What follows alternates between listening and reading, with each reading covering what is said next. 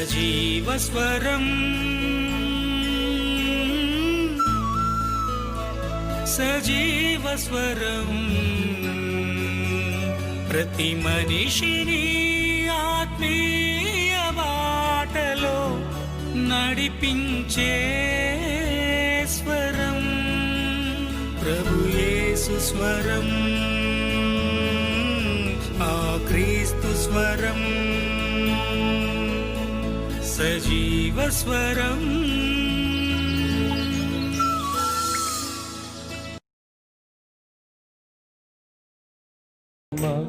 ఘనమైన స్తుతిగానమా యేసయ్యా నా ప్రాణమా ఘనమైన స్తుతిగానమా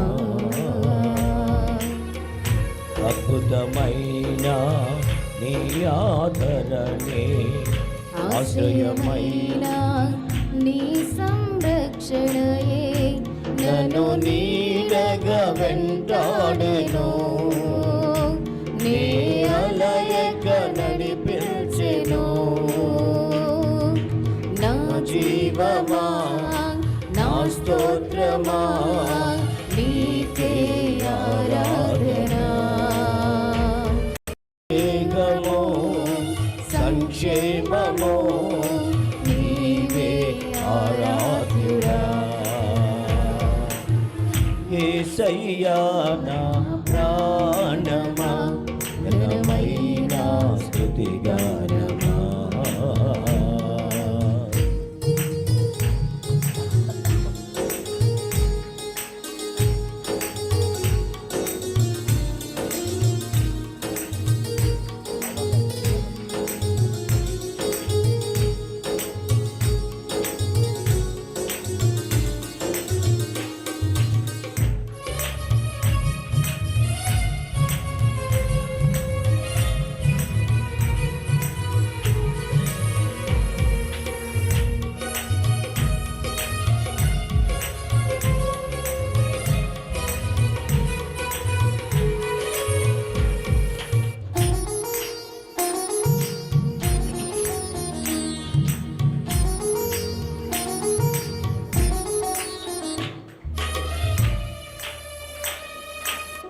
చిరకాలము నాతో ఉంటానని క్షణమైనా వీడి పోలేదని నీలో నన్ను చేర్చుకున్నావని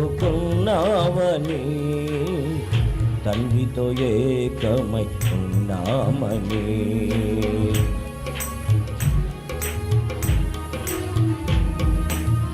చిరకాలము నాతో ఉంటానని క్షణమైనా వీడి పోలేదని నీలో నన్ను చేర్చుకున్నావని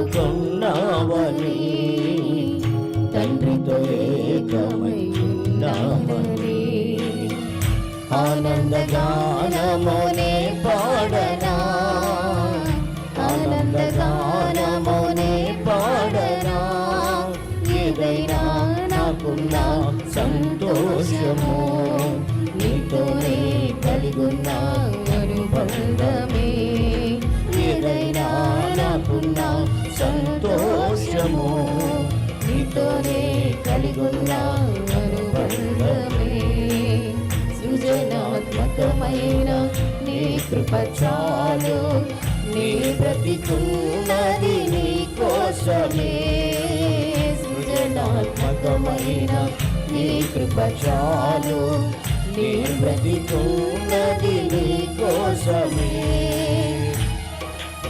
యేసయ్యా నా ప్రాణమా ఘనమైన స్తుతిగానమా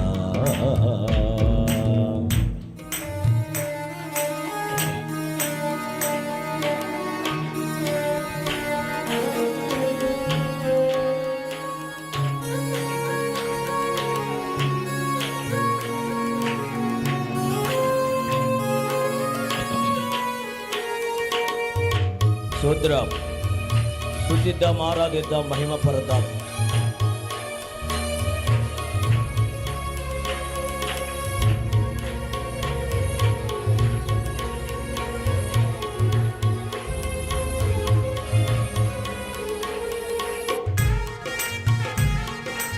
పూర్ణ బలముతో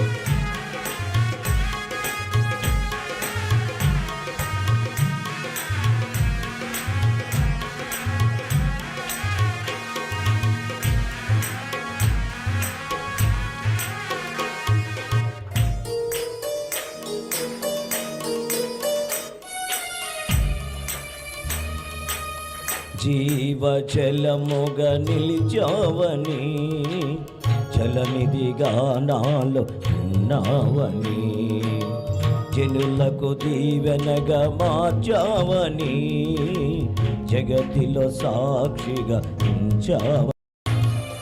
జీవజలముగా నిలిచావని, జలనిధిగా నాలో ఉన్నావని, జనులకు దీవెనగా మార్చావని, జగతిలో సాక్షిగా ఉంచావని.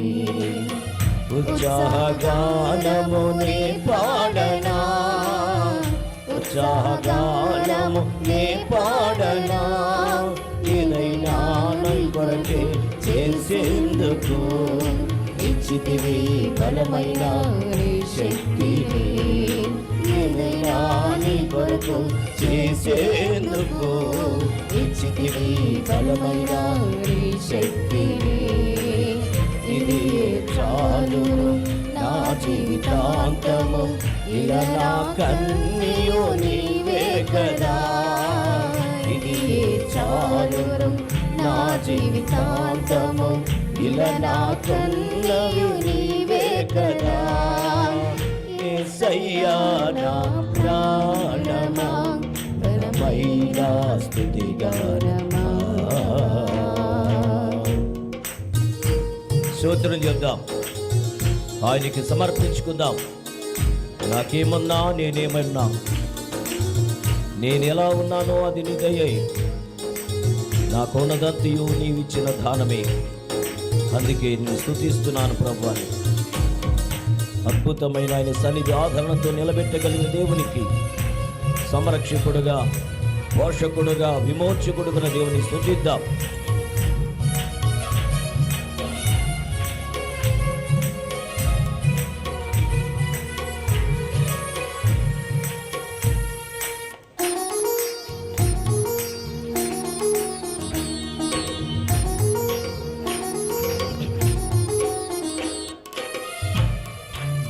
మధురము కాదా నీ నామ ధ్యానం, మరపురానిది నీ ప్రేమ మధురం. మధురము కాదా నీ నామ ధ్యానం, మరపురానిది నీ ప్రేమ మధురం. మేలు చేయుచు నన్ను నడుపు వైనం, క్షేమముగానా ఈ లోక పయనం.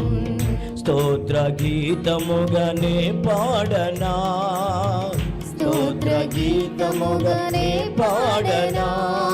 నిజమైన చూపావయ్యా, స్థిరమైన అనుబంధం నీదేనయ్యా. నిజమైన అనురాగం చూపావయ్యా, స్థిరమైన అనుబంధం నీదేనయ్యా. స్తుతుల సింహాసనం నీ కొరకేగా, ఆసీనుడవై నన్ను పాలించవా. స్తుతుల సింహాసనం నీ కొరకేగా, ఆసీనుడవై నన్ను పాలించవా. యేసయ్యా నా ప్రాణమా, ఘనమైన స్తుతిగానమా. యేసయ్యా నా ప్రాణమా, ఘనమైన స్తుతిగానమా.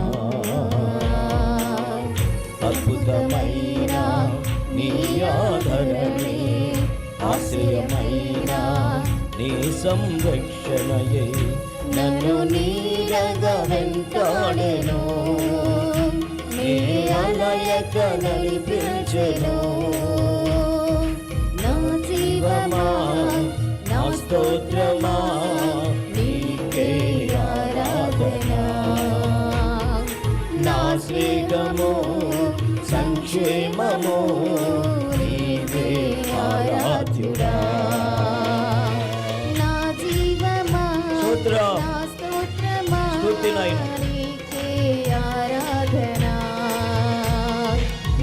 స్నేహము సంక్షేమము నీవే ఆరాధ్యుడా.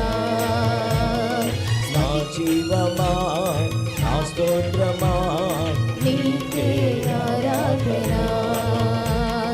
నా స్నేహము సంక్షేమము నీకే ఆరాధ్యుడా.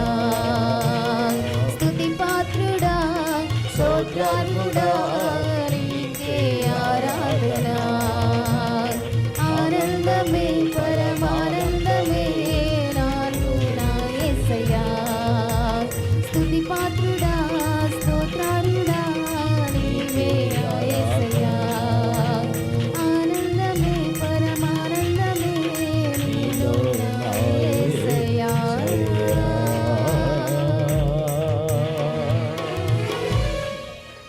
యేసయ్యా నా ప్రాణమా ఘనమైన స్తుతిగానమా.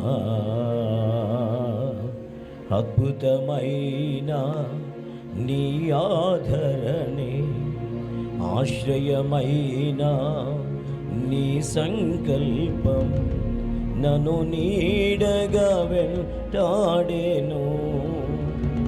నే అలయక నడిపించెను నా జీవమా నా స్తోత్రమా నీకే ఆరాధన. నా స్నేహము సంక్షేమము నీవే ఆరాధ్యుడా. సర్వకార్యములకు కర్తన దేవునికి స్తోత్రములు తండ్రి. పరిశుద్ధుడు పరిశుద్ధుడు పరిశుద్ధుడని వివేల దూతల చేత కొనియాడబడుతున్న తండ్రి, శ్రేష్టకర సమయమును బట్టి నీ దయాపూర్వకమైన ఉద్దేశంను బట్టి మీ నామాన్ని ఘనపరుస్తున్నాను. దిగి వచ్చి బలపరచండి, ఆదరించండి, వర్ధిల్లించండి, మాట్లాడండి. మీరు మాత్రమే మహిమ ఘనత ప్రభావములు పొందమని తమ ప్రియకుమారుడు మా రక్షకుడు సజీవుడు యేసుక్రీస్తు నామములో ప్రార్థించుతున్నాను నా పరమ తండ్రి. ఆమేన్ ఆమేన్ ఆమేన్. అందరం కలిసి ఒకసారి తండ్రిని దీనికి స్తోత్రం చేద్దాం. స్తోత్రం స్తోత్రం స్తోత్రం. అందరూ కూర్చుందాం పిల్లలు. కొన్ని నిమిషాలు దేవుని యొక్క లేఖన భాగంలోకి మనం వెళదాం. ఈ దినమ కొరకు ఏర్పరచబడిన లేఖన భాగాన్ని ఒకసారి చదువుకుందాం పిల్లలు.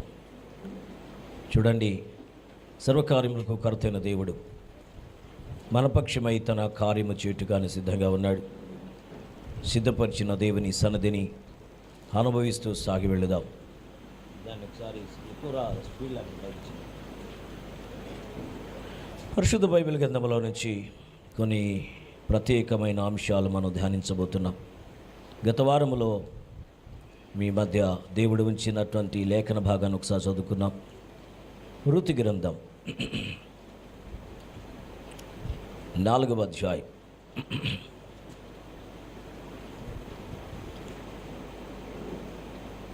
డైరెక్ట్గా 3వ వచనాన్ని చదువుకుందాం.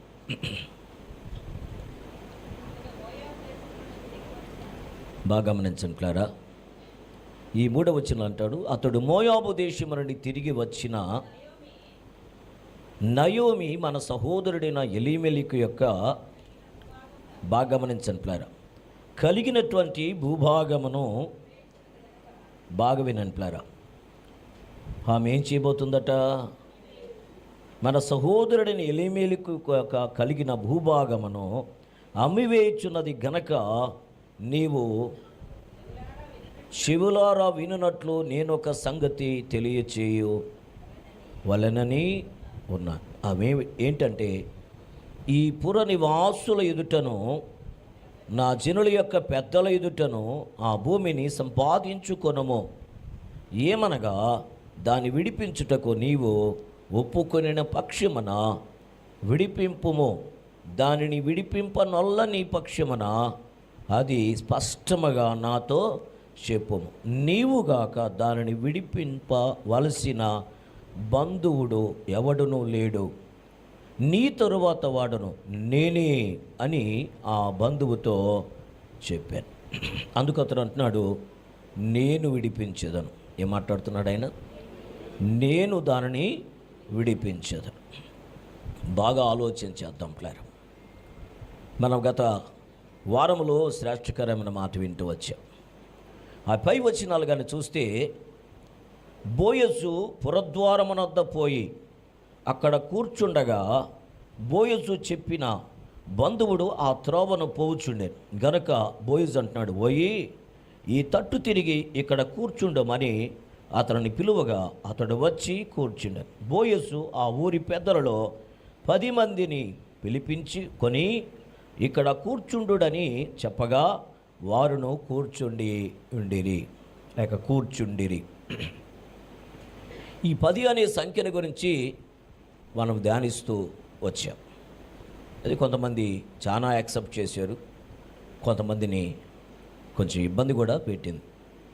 ఏదేమైనప్పటికీ రహస్యం ఏంటంటే, ఇబ్బంది పెట్టింది అంటే ఖచ్చితంగా లేఖనము పరిపూర్ణంగా 2 అంచెల వాడి అయిన ఎటువంటి ఖడ్గము కంటే, చాలామంది అంటారు ఖడ్గం అని. ఖడ్గం కాదు అది, ఎటువంటి వాడి అయిన ఖడ్గము కంటేనో అని ఉంది. అంటే ఖడ్గము కాదు, ఖడ్గము కంటే ఎముకలను మూల్గను విభాజిస్తూ వెళుతుందట. That is the word of God.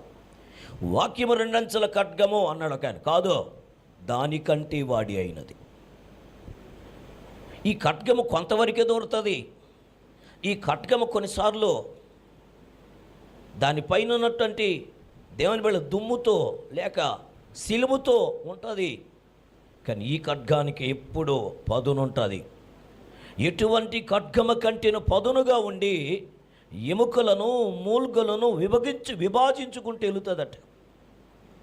కాబట్టి దేవుని యొక్క లేఖనము ఒక పాపి హృదయాన్ని పవిత్రంగా మార్చగలుగుతుంది, ఒక భ్రష్టుడను పవిత్రుడిగా మార్చగలుగుతుంది, ఇహ సంబంధమైన లోకస్తులను ప్రభువు సొత్తుగా మార్చేస్తుంది. మేము కన్నీటిలో ఉన్నామన్న వారికి కన్నీరు తొడుస్తుంది. ఇది కేవలము ఖడ్గమే కాదు, ఇది ఓదార్చేటువంటిది. అందుకంటాడు, దేవుని వాక్యము అగ్ని వంటిది అన్నాడు ఒక ఆయన. మంచిదే, దేవుని వాక్యము బండను బద్దలు చేయు సుత్తి వంటిది. నీ వాక్యము నా పాదములకు దీపము, నా త్రోవకు అది వెలుగు. దీపము, ఖడ్గము, ఆయుధము, సాధనము, పనిముట్టు, ఓదార్పు, విడుదల. దేవుని వాక్యం గురించి ఆయన మాట్లాడుతున్నాడు. ప్లేరా, నీ స్వరము అంటాడు, అది లేళ్లను ఈన చేయిస్తున్నది. నీ స్వరము మధురము, నీ స్వరము మాధుర్యము అంటాడు. కాబట్టి నీ వాక్యము నీరై ఉండెను, నీ వాక్యము పాలై ఉండెను. ఆ వాక్యమును పాల వలన ఎదుగు నిమిత్తమై ఆ వాక్యమును అపేక్షించుడి. పౌలు గారి యొక్క ప్రసంగాల్లో ఎక్కువ భాగం అదే ఇమిడి ఉంటుంది. సో కాబట్టి సందర్భంలో 10 అనే సంఖ్య గురించి మనం ధ్యానిస్తూ వచ్చాం. అయితే ఈరోజు మన ధ్యానం ఏంటంటే, చూడండి, ఎప్పుడో కరువు వచ్చిందని యూదా బెత్లెహేము నుంచి మోయాబునకు వెళ్ళిపోయినటువంటి కుటుంబం ఎలిమెలెకు తన యొక్క భార్య నయోమితో మహలోను కిల్యోన్లైన యవన లేక చిన్న బిడ్డలతో వారు బయలుదేరారు. అక్కడికి వెళ్ళగానే కరువున్నదని యూదా బెత్లెహేమును విడిచిపెట్టేశారు. కరువున్నదని దేవుని బిడ్డారు, యూదా అంటే స్తుతి, బెత్లెహేము అంటే రొట్టెలు ఇల్లు విడిచిపెట్టి కరువు వచ్చిందని స్తుతించవలసిన వాక్యముచో పోషించగలిగిన సహవాసాన్ని మందిరాన్ని విడిచి వారు ఎక్కడికి వెళ్ళారు? మోయాబును. శాపగ్రస్తమైన పాపభూయిష్టమైన మోయాబు గురించి ఎంతో వివరంగా పాత నిబంధన చరిత్ర చెబుతుంది. క్రొత్త నిబంధనలు కూడా చాలా చక్కటి మాటలు తెలియజేస్తాడు.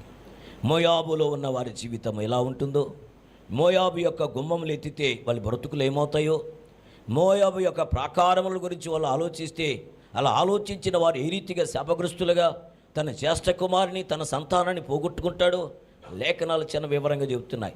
ఎరిగి కదండి వీళ్ళు ఏం చేశారు? మోయాబునికి ఆయన అంటాడు, ఎరిగి కదండి నీ చెడిపోతినట కదండి. ఈ చెడిపోయే జీవితంలోకి వెళ్ళిపోయినారట.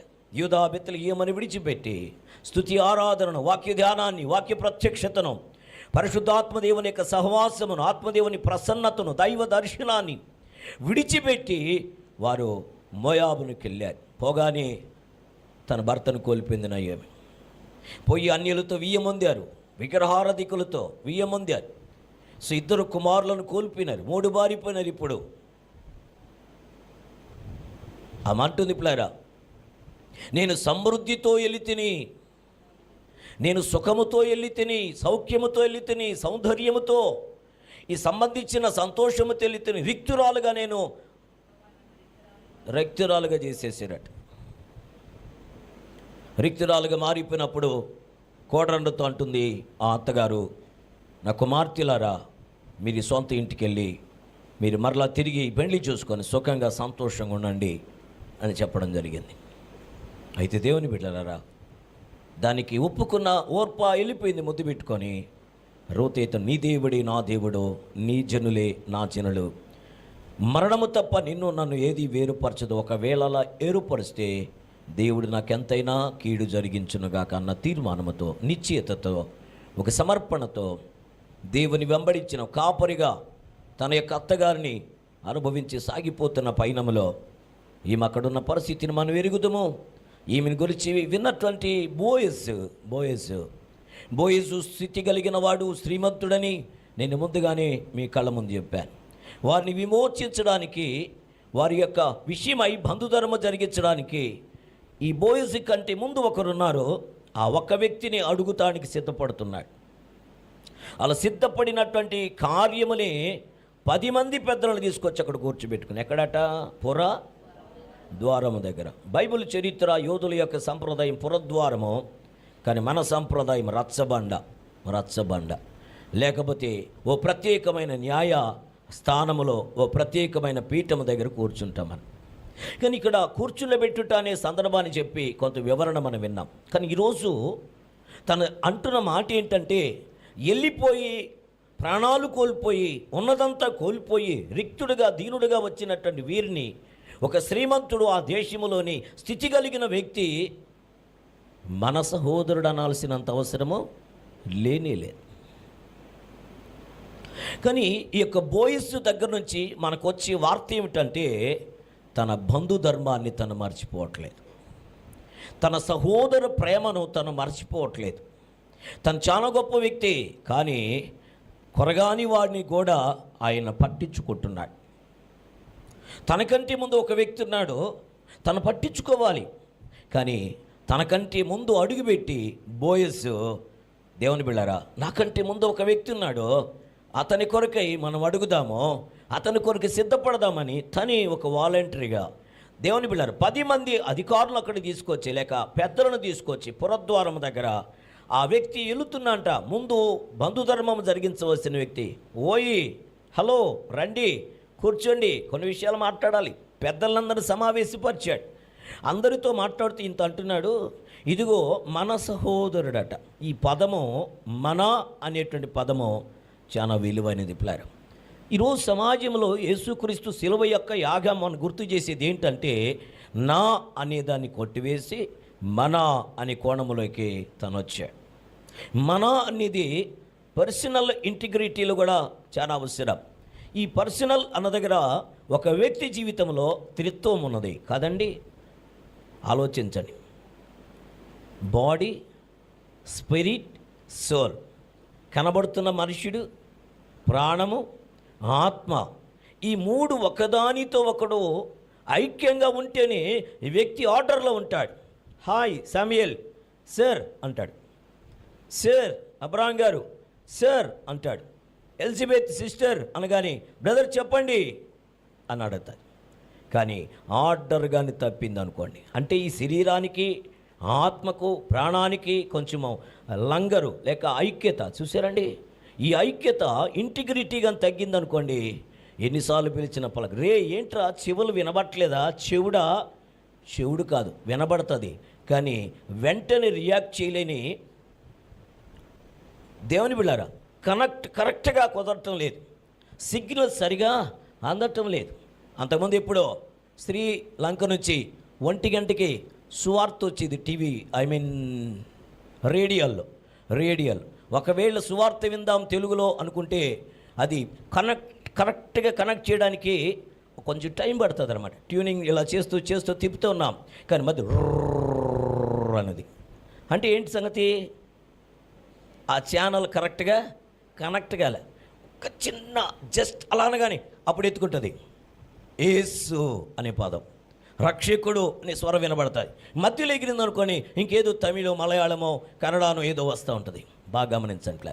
అంటే జస్ట్ ఒక్క నూలు పోగులోనే కనెక్ట్ అవుతుంది. ప్లాన్ కురవ పక్కకి వెళ్తే కనెక్ట్ కాదు. ఈరోజు స్పిరిట్ సోల్ బాడీ నూలు పోగు పక్కకి వెళ్ళినా ఇంటిగ్రిటీ ఉండదు. ఇంటిగ్రిటీ లేదంటే సరైన స్పందన ఉండదు, సరైన పరిస్థితులు ఉండవు. కానీ ఈ బోయస్ ఏం చేస్తున్నాడు తెలుసండి? తమ సహోదరుల యొక్క చూసారండి, కోల్పోయినా, ఓడిపోయినా, మాడిపోయినా, మరణమే శరణ్యం, ఇక దిక్కు లేదు, ఇక బ్రతకడానికి కూడా అవకాశం లేదు. ఎందుకంటే తినడానికి తిండి లేదు, సరైన పరిస్థితులు లేవు, పోషించాలి అనుకున్న భర్త లేడు, నన్ను ఆదరిస్తాడు ఉద్ధరిస్తాడు ముదిములో అనుకున్న కొడుకులు ఇద్దరు చనిపోయినారు. ఒడిబారిపోయిన జీవితం, సంతోషం లేని జీవితం, సమాధానం లేని జీవితం. ఎందుకు బ్రతకాలో, అసలు ఎవరి కొరకు బ్రతకాలో, ఏం చేయాలో అర్థం కాని జీవితం. అలాంటి పరిస్థితుల్లో ఒక వ్యక్తి ఉన్నాడు పట్టించుకోవడానికి. ఆయన అంటాడు, ఏషియా 49 అనుకుంటాను ప్లాన్, ఆయన అంటాడు 15లో, చంటి బిడ్డను కన్న తల్లి మరచునా. ఏంటంట? చంటి బిడ్డను కన్న తల్లి మరచునా అని ప్రశ్నించి, వారైనా మరచుదురు కానీ నేను నిన్ను మరువను. నిన్నెవరు పట్టించుకోకపోవచ్చు, నిన్నెవరు ఉద్ధరించలేకపోవచ్చు, నీ భర్త సహితము, నిన్ను కన్న తల్లిదండ్రులు సహితము, నీ సొంత అన్నదమ్ములు సహితము నిన్ను అసలు పట్టించుకోకపోవచ్చు. నువ్వు ఒకవేళ చెప్తూ ఉంటే నీ గోడు, నీ అంతరంగంలో ఉన్న దిగులు, నీ మాటలు ఎవరు వినకపోవచ్చు, విన్నట్టు నటించి వదిలేయొచ్చు నిన్ను. నువ్వు చెప్పినా చెప్పకపోయినా నీ అంతరంగంలోంచి దిగులు తీసివేయడానికి ఆయన సిద్ధంగా ఉన్నాడు. కారణం ఏంటో తెలుసా? 139 కీర్తనలకి వెళితే దావీదు అడుగుతాడు, నేను కూర్చుండట నీకు తెలుసయ్యా, నేను లేచుట నీకు తెలుసు ప్రభువా. అయ్యా, నేను పిండమని ఉండగానే నా చర్యలన్నీ నీ గ్రంథములు లిఖితములు చేసుకున్నావు ప్రభువా. నా హృదయమునకు తలంపు రాకమనిపే, ఎన్నో వెరీ వెల్ ప్రభువా. నా నాలుగు ఒక మాట రాకమనిపే, అది నీకు బాగా తెలుసు ప్రభువా. అయ్యా, నేను పర్వతమునికి ఎక్కేదనా, సముద్ర దిగంతములకి వెళ్ళేదనా, ఎడారికి వెళ్ళేదనా, ఎక్కడికి వెళ్ళినా కానీ నీ హస్తము నన్ను పట్టుకుంటుంది, నీవు నా తోడుగా ఉంటున్నావు. అందుకే అంటాడు 139:7లో, నీ ఆత్మ యొద్ద నుంచి నేను ఎక్కడికి పారిపోలేనయ్యా. ఎందుకంటే నువ్వు నన్ను ఉద్ధరించేవాడవు, నీవు నన్ను ఆదరించేవాడవు, నీవు నన్ను నడిపించేవాడవు.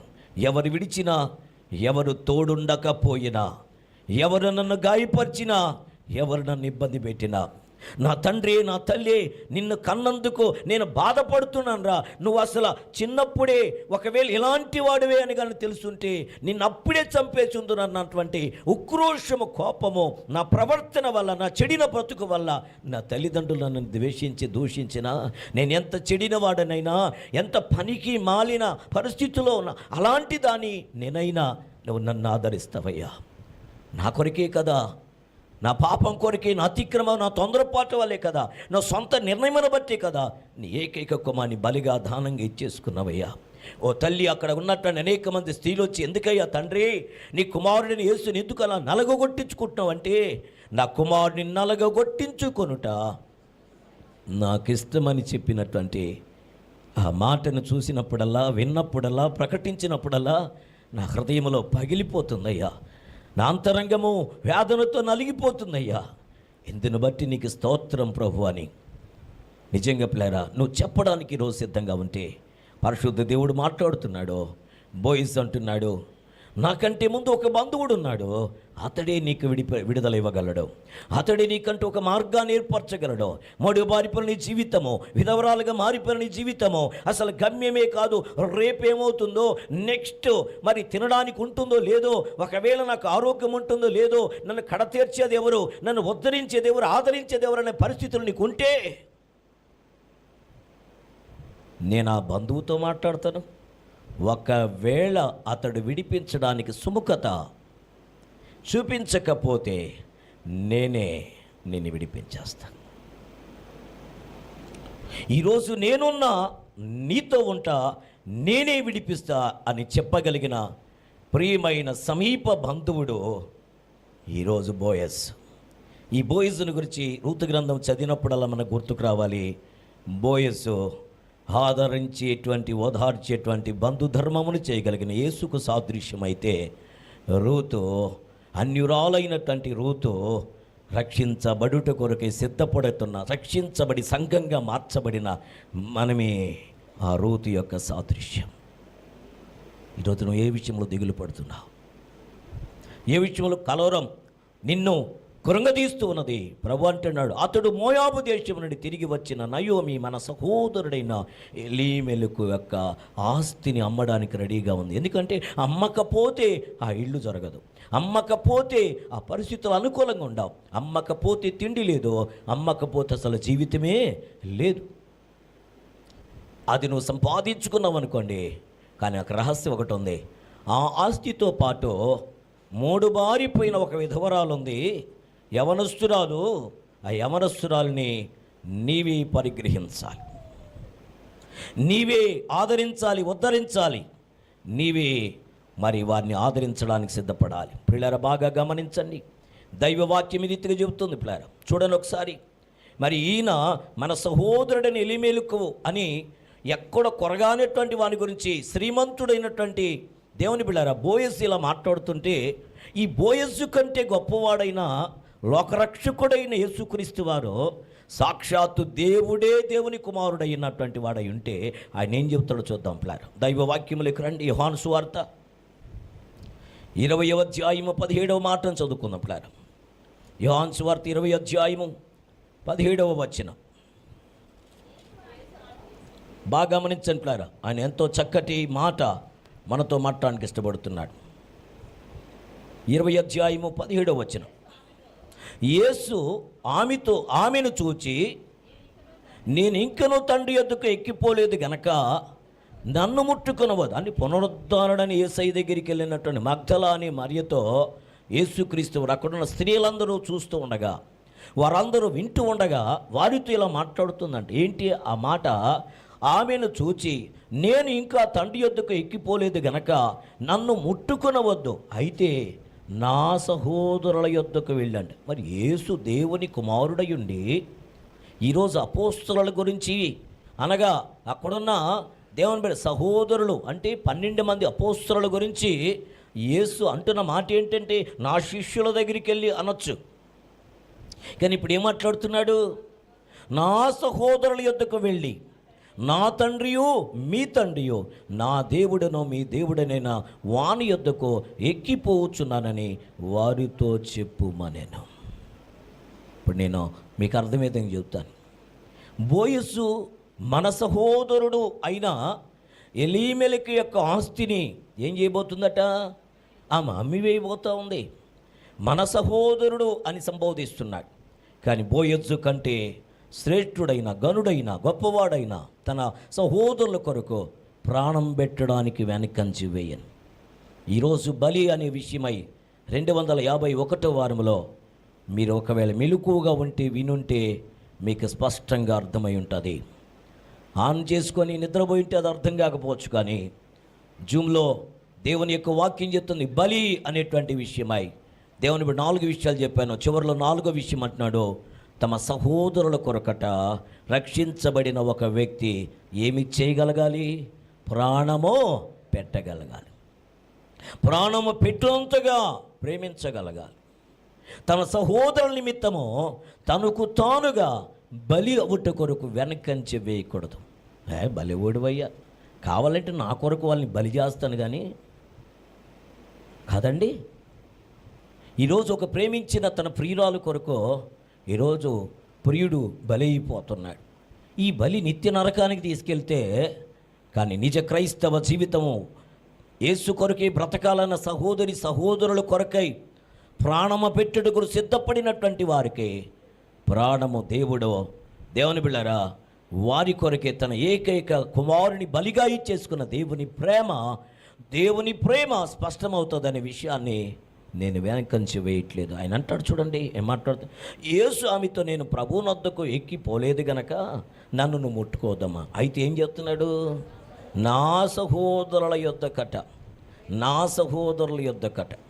ఈరోజు క్రైస్తవ జీవితం అనగానే నాలాంటి వాడు శ్రీనివాసులు పీటర్ పాల్ అని పేరు మార్చేసుకొని కదండి, ఈరోజు లోకంలో ఉన్నటువంటి వాడు క్రైస్తవ పేరు పెట్టుకొని బాప్టిజం తీసుకొని క్రైస్తవ పేరుతో నేను క్రైస్తవుడిగా సంఘ సభ్యుడిగా మనేస్తాను, జీవిస్తాను, ఆరాధనకి వెళ్ళి దశమ భాగం ఇచ్చి పరిచర్యలో పాల్గొంటే చాలు అనుకుంటే ఖచ్చితంగా అది కొంచెమో ఆలోచించవలసిన విషయమే. అది ఒక్కటి చాలదట. మరి ఏం చేయాలి? సహోదరుల కొరకు నీవు చేయవలసిన ప్రేమ, నీవు చేయవలసిన త్యాగము, నీవు చేయవలసిన ఆ కార్యము, క్రియలు స్పష్టం చేయాలి. ఆయన అంటాడు కదా, విశ్వాసము ఒక్కటే చాలదు. నాకు విశ్వాసం ఉన్నది అని విశ్వాసముతో చెప్పలేము. విశ్వాసం ఉన్నది అని వ్యక్తపరచడానికి క్రియలు చాలా అవసరము. క్రియలు లేని విశ్వాసము, ప్రాణము లేని శరీరం ఎలాగున మృతమో, క్రియలు లేని విశ్వాసము కూడా అలాగుననే చచ్చిన దాంతో సమానం. In these days really they all Christians look like death life. అలాంటి చచ్చిన జీవితము జీవిస్తున్నారు. ఇది కూడా జీవితమే అనుకుంటున్నారు. That is not a Christianity, that is not a ever lasting life. అది నిత్య జీవార్థమైన జీవము కలిగిన జీవితం కాదని చెప్పడానికి బోయొచ్చు స్పష్టంగా తెలియజేస్తుంది. శ్రీమంతుడై ఉండి కొరగాని వాని గురించి చెబుతున్నాడు. మన సహోదరుడట, కలిసి మాట్లాడుతున్నాడు, కలుపుదోలుగా మాట్లాడుతున్నాడు. అందుకని అంటాడు ప్లేరా, ఎంతటి వాడను నేను యేసయ్యా, కొంతైనా యోగ్యుడను కానయ్యా. ఎంతటి వాడను నేను యేసయ్యా, కొంతైనా యోగ్యుడను కానయ్యా. ఇంతగా నన్ను హెచ్చించుటకు, ఈ స్థితిలో నన్ను చుటకు, ఎంతటి వాడను నేను యేసయ్యా, కొంతైనా యోగ్యుడను కానయ్యా. అక్కడ అంటాడు, ఐశ్వర్యము గొప్పతనమట. ఇది పొందడానికి అసలు నేను యోగ్యుడను కాను, ఎందుకంటే నా తండ్రే నన్ను పక్కన పెట్టేశాడు. నా తల్లితో మాట్లాడాలంటే నేను అది పనిగా నా గొర్రెలను నాకు అప్పగించిన పనిని నేను ఎక్కడో ఉన్నటువంటి అరణ్యాన్ని విడిచిపెట్టి ఈ గొర్రెల చిన్న మందను ఎవరికో కాపరికి అప్పగించి నేను నా తల్లితో మాట్లాడాలి, నా తల్లి ముఖం చూడాలంటేనే మరి ఎప్పుడో నోటు పెళ్ళి. ఈ దావీదే కుమారుడని యేసుక్రీస్తు, దావీదు కుమారుడైన యేసుక్రీస్తు. మత్తయి 1:1 ప్రకారం అబ్రహాము కుమారుడైన దావీదు కుమారుడైన యేసుక్రీస్తు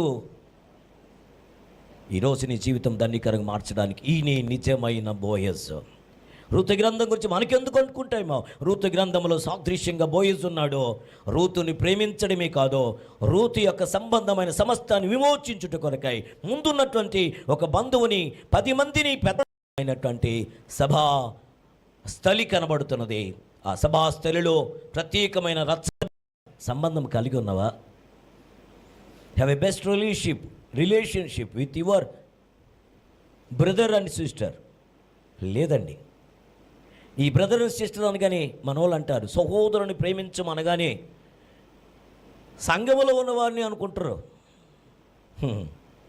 సంఘములో ఉన్నవారిని ప్రేమించేది ఎవడైనా చేస్తాడు, ఇంటిలో ఉన్నవారిని ప్రేమించేది ఎవడైనా చేస్తాడు. ఈ పెద్ద గొప్ప ఏంటి? లోకస్తులు కూడా అలాగే చేస్తున్నారు కదా. ఎక్స్ట్రాడినరీగా ఏదైనా చేయగలవా అంటే, నీకు ఇష్టం లేని విగ్రహారాధనను కూడా నువ్వు ప్రేమించగలగా.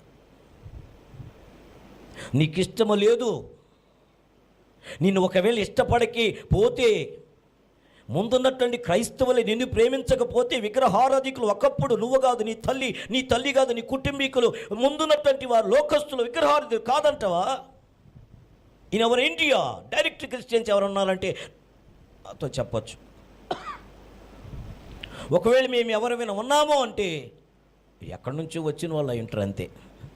వారు ఇండియన్స్ కానీ కాదు. భారతదేశం అనగానే విగ్రహ సంబంధమైనటువంటి వారు, భారతదేశం అనగానే అన్యులైనటువంటి వారు, ఎవరికి జీవము కలిగిన దేవునికి దూరస్తులమే కదా. ఒకప్పుడు శాపగ్రస్తులము, ఒకప్పుడు ప్రజ కాదు, ఒకప్పుడు లోక సంబంధులమైన వారము. వారిని ప్రేమించింది ఎవరో తెలుసా?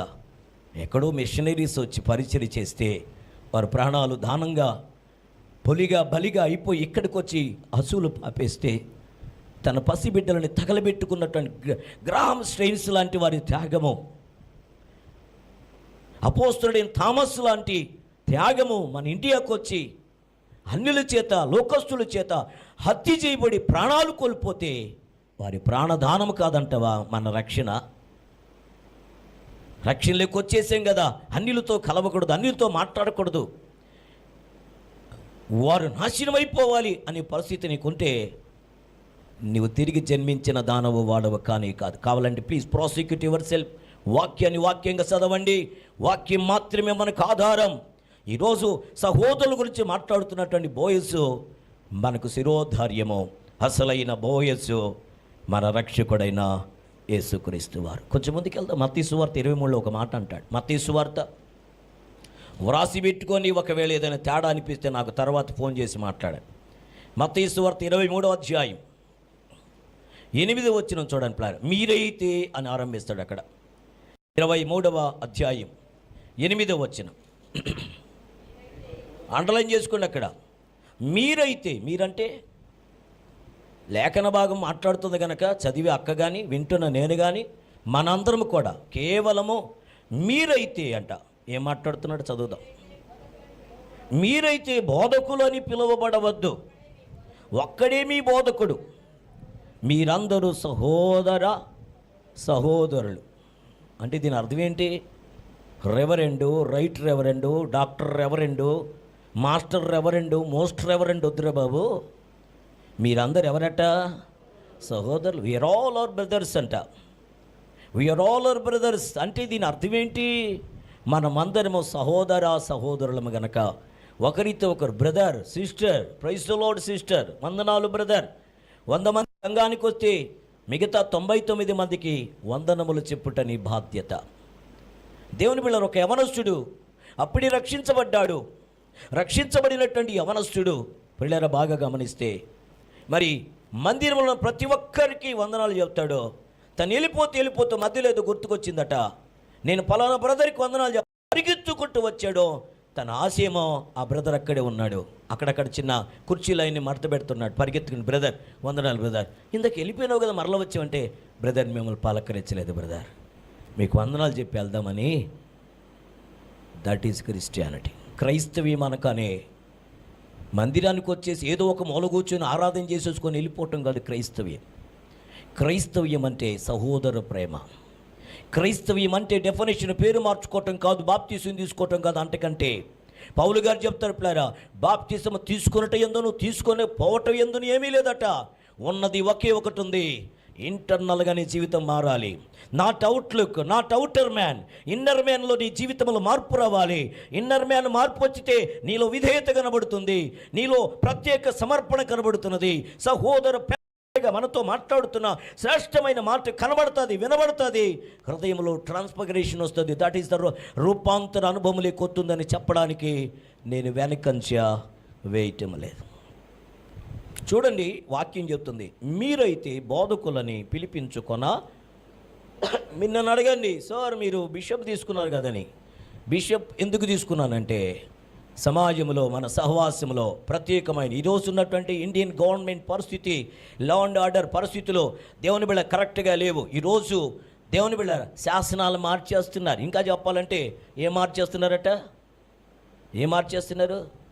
డాక్టర్ బిఆర్ అంబేద్కర్ గారు కాదండి, రాజ్యాంగాన్ని మార్చేస్తున్నారు. కారణం ఏంటంటే అధికారము బాగా గమనించట్లేరా. మరి ఆ రౌతు మెత్తనైతే గుర్రము ముందుకి వెనక్కి కాడుతుందట. ఏందంట మీకు తెలుసు ఈ సామెత? అంటే పైకెక్కిన గుర్రము సవారీ చేసేవాడు కానీ మెత్తగా ఉన్నవాడైతే సలా అని కొట్టకుండా, పైకెక్కిన రౌతు కానీ మెత్తనవాడైతే గుర్రం అంటే ముందుకి వెనక్కి హేయ్ ముందుకు బా అంటే ముందుకు పోవట్లేదు. పోవాలంటే దాన్ని వాయించి వదలగలిగిన వాడు ఎక్కాలి. గుర్రం ఎక్కగానే చల్ అనగానే పరిగెత్తాలి. అలాంటి పరిస్థితులు ఈరోజు క్రైస్తవ్యం నిద్రపోతుంది. క్రైస్తవ్యం ప్రార్థన చేయలేని పరిస్థితులు ఉంది. క్రైస్తవ్యం రోషం కలిగి జీవించలేకపోతుంది. జీవము కలిగిన దేవుని ఆరాధిస్తున్న ఆరాధికులు దేవుని కొరకే బ్రతకవలసినటువంటి వారు ఐక్యంగా కనబట్టలేదు. సంఘములో ఐక్యత లేదు.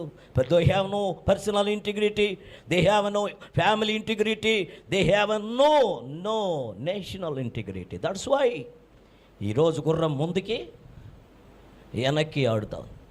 ఈ స్థితులు మారాలి అంటే please set our personal integrity, set our family integrity, set after the national integrity. నీ జీవితంలో సింహాసనం మీదకి ఒక అధికారం అంటే అది దేవుడే నిర్మించాడు. ఆ సింహాసనం మీద కూర్చున్న వ్యక్తి వాస్తవికంగా సత్యమునకు విరోధి అయితే సత్యము సిగ్గుపడాలి. సత్యవంతులైన వారం అన్నటువంటి ప్రతి ఒక్కరూ సిగ్గుపడాలి. ఈరోజు వాక్యమైన దేవుడు చెప్తున్న సత్యం ఏంటంటే, ఆయన మాట్లాడుతున్న మాట, మీరైతే ఒకరిని ఒకరు సహోదరులని పిలుచుకోండి. సహోదరుల మధ్యలో ఏముండాలి? ప్రేమ. చూడండి, ఇదిగో ఆయన మాట్లాడుతున్నాడు. మత్తయి సువార్త 12వ అధ్యాయంలోకి రండి. మత్తయి సువార్త 12వ అధ్యాయంలో 50వ వచనాన్ని చూసుకోండి ప్లార్. ఏం మాట్లాడుతున్నాడు? 12వ అధ్యాయము 50వ వచనం చూద్దాం ప్లారా. సహోదరులను 49, 50 కలిసి ఉన్నాయి ప్లారా. తన శిష్యుల వైపు చెయ్యి చాపి, ఇదిగో ఎవరి గురించి మాట్లాడుతున్నాడు? ఎవరైతే నా మాటకు లోబడతారో, ఎవరైతే సమయానికి ప్రార్థన చేస్తారో, ఎవరైతే తను తగ్గించుకుంటారో, ఎవరైతే తన జీవితంలో అంతరంగములో దైవ చిత్తానికి అప్పగించుకోరు, ఇదిగో నా తల్లియు నా సహోదరులను పరలోకమందున్న నా తండ్రి చిత్తము చొప్పున చేయివాడే నా సహోదరుడు, నా సహోదరి, నా తల్లియునై. అంటే యేసుకి తల్లి మరియమ్మే కాదు. తర్వాత అంటాడు పిల్లారా తను వర్ణిస్తూ, మీకు బాగా తెలుసు పిల్లలు, కావాలని 46 చూడండి. ఆయన జనసమూహముతో ఇంకా మాట్లాడుచు ఉండగా ఆయన తల్లియు సహోదరులను ఆయనతో మాట్లాడ గోరుచు వెలుపల నిలిచి ఉండేది. అంటే ఆయన ఉన్నటువంటి ఇంట్లో వాకిడి దాకా జనాగా ఉన్నారు. ఆయన మాట్లాడుతున్నాడు విస్తారంగా. ఇప్పుడు తమ తల్లి, సహోదరులు, తన సహోదరీలు అందరూ అక్కడికి వచ్చేసారు. వారిని చూడగానే ఈ సమూహములను ఒక వ్యక్తి పరిగెత్తుకుంటూ వెళ్ళి, అయ్యా ఇదిగో నీ తల్లి, నీ సహోదరులు వచ్చారు, ఎందుకంటే నీతో మాట్లాడాలట. వెంటనే ఆయన లేచి అవునా అని పరిగెత్తుకుంటూ బయటికి రాలే, లేకపోతే త్రోవేమంటారా లోపలికి వస్తారు అని అనలా. ఎవరు నా సహోదరుడు? చూడండి ఆయన మాట 47 వచనములు చూశారండి. ఆయన మాట్లాడుతున్నాడు. అప్పుడు ఒకడు, ఇదిగో నీ తల్లియు నీ సహోదరులను నీతో మాట్లాడవలనని వెలుపల నిలిచి ఉన్నారని ఆయనతో చెప్పాను. అందుకు ఆయన తనతో ఈ సంగతి చెప్పిన వారిని చూచి, నా తల్లి ఎవరు? ఇప్పుడు ఇక్కడ మా పాట పాడు, క్రైస్తవుడు ఎవడు పెట్టుకోవచ్చు అంటవా లేదంటవా? నిజ క్రైస్తవుడు ఎవడు? Who is real Christ follower? నిజముగా క్రీస్తుని వెంబడించువారు ఎవరు? నిజముగా క్రీస్తుని అనుసరించువారు ఎవరు? నిజ క్రైస్తవుడు ఎవరు? వారే పరలోక రాజ్యానికి వెళతారు. వారెవరు? ఎవరు నా తల్లి? ఎవరు నా సహోదరులు? ఎవరు అని చెప్పి తన శిష్యుల వైపు చెయ్యి చాపి, ఎవరి వైపు చూడాలి? ఇప్పుడు లోకస్తులందరి వైపు చూడాలి, కానీ శిష్యుల వైపు చేయి చాపి ఏం మాట్లాడుతున్నాడు? ఇదిగో నా తల్లి, నా సహోదరులను పరలోకమందు నా తండ్రి చిత్తము చొప్పున చేయువాడే నా సహోదరుడును నా సహోదరి నా తల్లియునై ఉన్నారు అనేను. ప్రియులరా, బాయ్స్ ద్వారా మనతో మాట్లాడుతున్న మాట ఏమిటంటే, మన సహోదరుడట. మనాన్ని కలుపుకొని చెప్పాల్సిన పని లేదు. ఆడ ఉన్నాడు కదండి ఎల్లిమేలకు, వద్దన్నగా వెళ్ళాడురా, ఎంతమంది అడ్డుకున్నా వెళ్ళిపోయినాడు. మనం అందరం ఇక్కడ ఉన్నాం కరువులో మన దేవుడు మనల్ని పోషించలేదా? ఇబ్బందుల్లో దేవుడు మనకు ఆహారం ఇవ్వలేదా? ఆస్తి ఉన్నది, పొలాలు ఉన్నాయి, అన్నీ ఉన్నాయి, పశువులు చనిపోయినాయి, అయినా మనం బ్రతకలేదా? మరి కనీసం ధాన్యం లేదు, అయినా మనం బ్రతకలేదా? మనం బ్రతికించి దేవుడే కదా. ఆడు పోయినాడురా, వాడు అక్కడ చస్తే, ఆడి కొడుకు, 2 కొడుకులు చనిపోతే, ఇప్పుడు మోడివారిపోయి ఒక కోడలతో వస్తే ఆమెను మనం ఉద్ధరించాలా? ఆమె మనతో కలుసుకోవాలా? కొర్రగాని వాళ్ళు, పనికి మాలిన వాళ్ళు అనాలి కదండి. కానీ ఈ మాట ఆయన దగ్గరికి రావట్లేదు. ఇది లోకానికి సరిపోద్ది కానీ క్రైస్తవ్యానికి సరిపోయినది కాదు. క్రైస్తవ్యం సాక్ష్యం చెప్తున్న సత్యం ఏంటంటే, మన సహోదరుడట. దేవుని యొక్క లేఖనాలు సవివరంగా ఆత్మదేవుని ప్రత్యక్షతలో దేవుడు మనతో మాట్లాడుతున్నాడు. ఇదిగో నా తల్లి, నా సహోదరుడు. ఎవరట? ఎవరి వైపు చూసేటంట? శిష్యుల వైపు చూస్తే. శిష్యులు ఆయన మాట వింటున్నారు. తండ్రి చిత్తము నెరవేర్చడానికి సిద్ధపడుతున్నారు. తండ్రి చిత్తము నెరవేర్చుట కొరకు తమ స్థిర చరాస్తులను అమ్మివేసి అపోస్తలుల దగ్గరికి అప్పగించారు. అపోస్తలులు అనే దానికంటే దేవుని హస్తాలకు తమ ప్రాణాలని, తమ జీవితాన్ని, తమకున్న భాగ్యమును అప్పగించేశారు.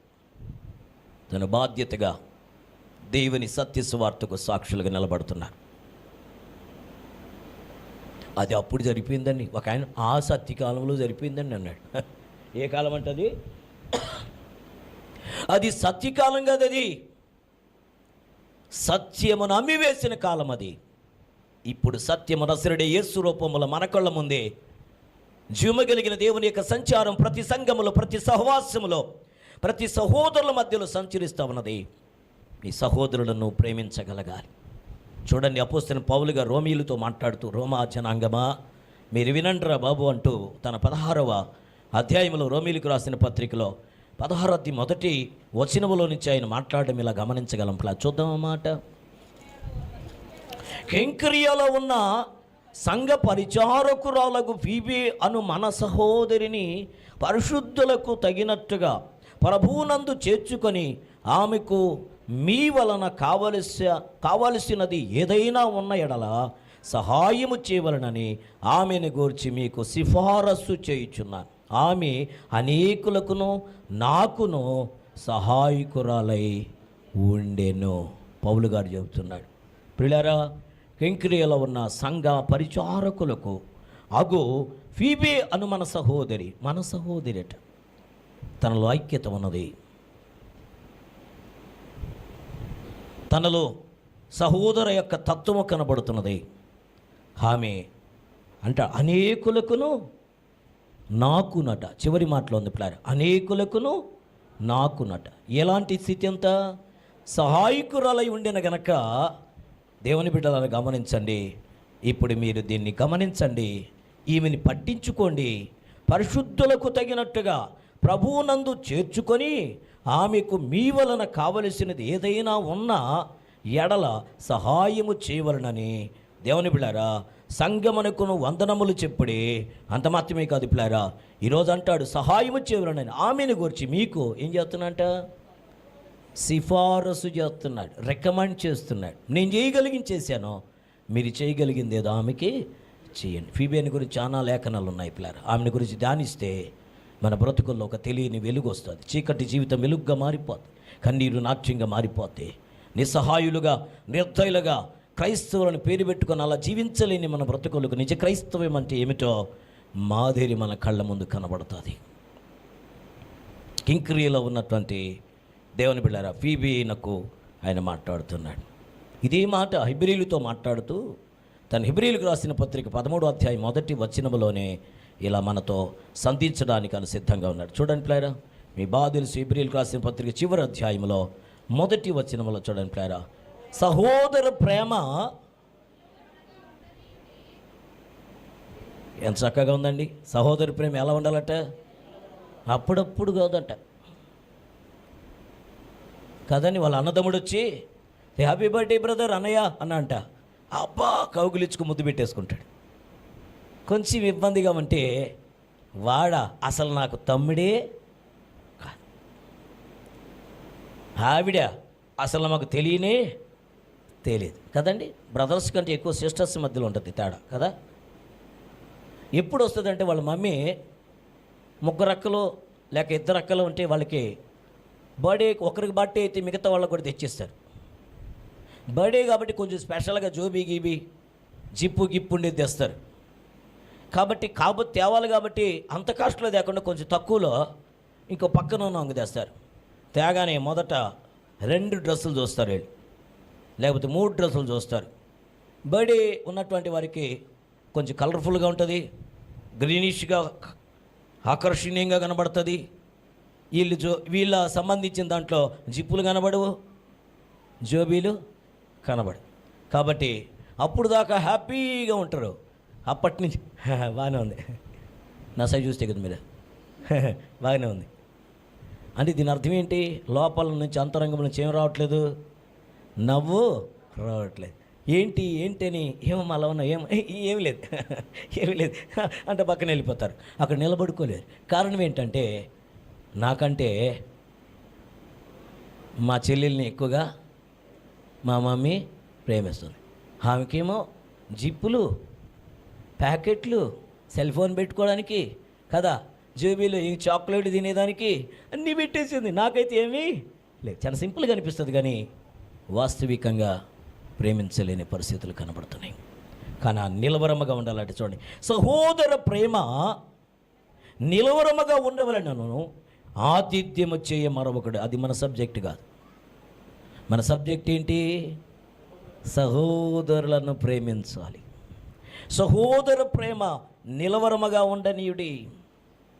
తుదకు అంటాడు పేతురు భక్తుడు. బాగా చూద్దాము. తుదకంటే చివరికి ఇది చేయాలి మీరు, ఇది చేయకపోతే దానివల్ల ఏం ప్రయోజనం అంటాడు. చూద్దాం. పేతురు మొదటి పత్రిక, మీ బాగా తెలిసిన లేఖనాలు అవి.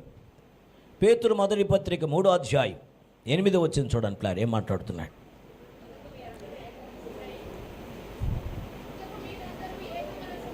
ఎంత చక్కటి మాట అండి. తుదకు మీరు చూసే ఈరోజు వన్నేస్తుంటం లేదు పిల్లారా. అందరూ కూడుకుంటున్నారు ఒక దగ్గర, కానీ వీరి మధ్యలో ఏం లేదు. ఏక మనసులు. యేసు ఎక్కడ ఉంటాడట? ఎక్కడైతే 2-3 నా నామం పేరట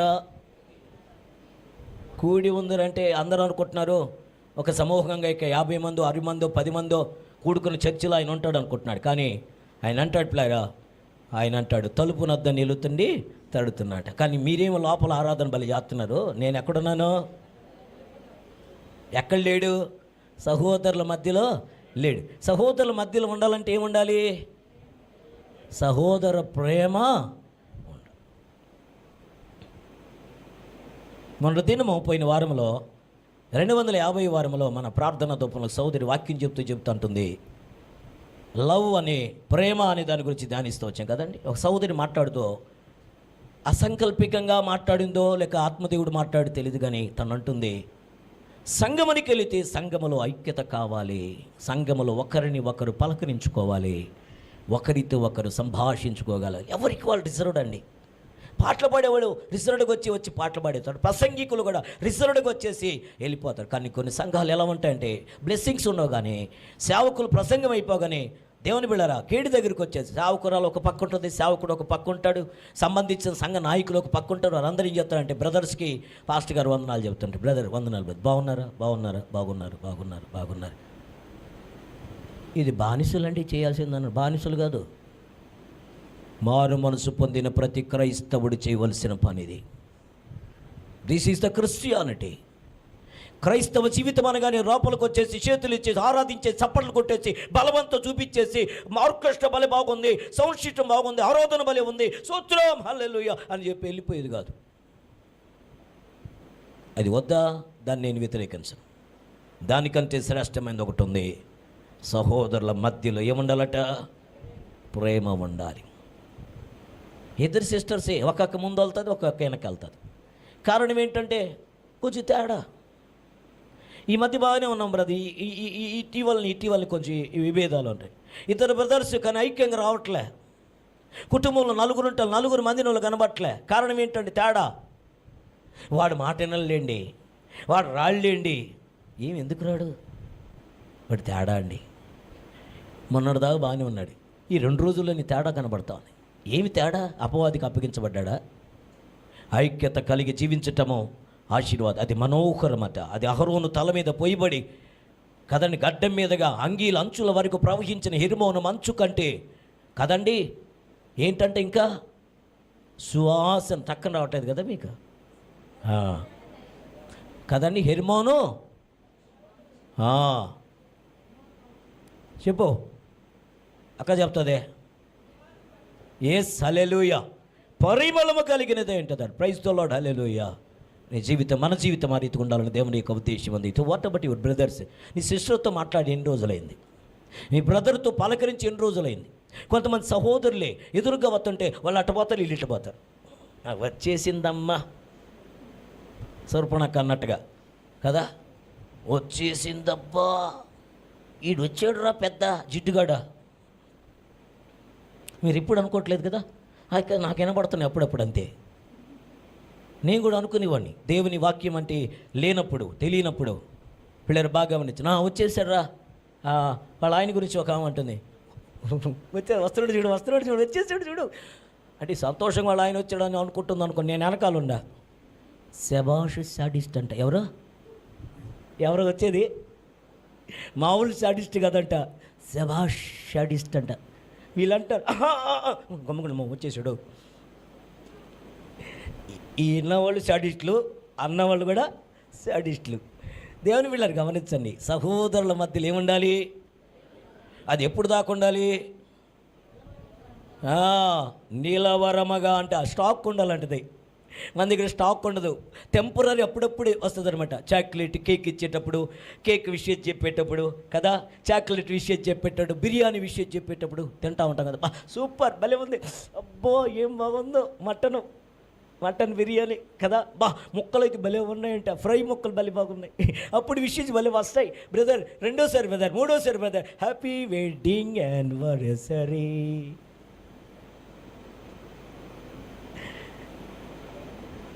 ఆరాధన అంతా అయిపోయింది. సాంబారా ఇది నాకు ముందే తెలుసుంటే అసలు నేను రాకుంటే ఇంటికి ఉంది. వృధాగా ఆయిలు ప్లస్ ఏదో అంటారు కదా, ఆయిలు, టైము, కారు. నేను సొంతంగా ఇంటి దగ్గర ఉంటే ఏదో ఒకటి ఆర్డర్ పెట్టి తెచ్చుకోందునంట.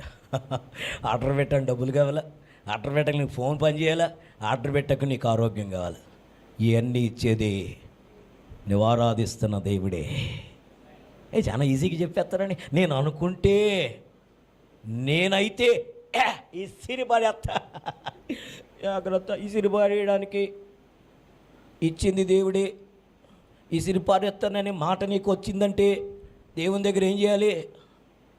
టక్కని చెప్పండి, లెక్క లెక్క లెక్క. కడప దగ్గరికి వెళ్ళి లెక్క అనగానే డబ్బులు అంటారు. కానీ ఇక్కడైతే లెక్క అంటే మనం చేసినటువంటి దేవునికి లెక్క చెప్పాలి. మాట్లాడిన మాట, చూచిన చూపు, ఆలోచించిన ఆలోచన, నడిచిన నడతలు, క్రియలు, కార్యములు అన్నిటిని గురించి లెక్క చెప్పాలి. సమయం లేదు పిల్లలు. తుదకు మీ అందరూ ఏక మనస్కులాయి. సో లివింగ్ వన్ స్పిరిట్ కదండి, లివింగ్ వన్ స్పిరిట్. ఆయన అంటాడు ఏక ప్రేమ, ఏక భావము, ఏకీభవించి ఏకగ్రీవంగా ఐక్యత కలిగి ఎంత చక్కటి మాటలో.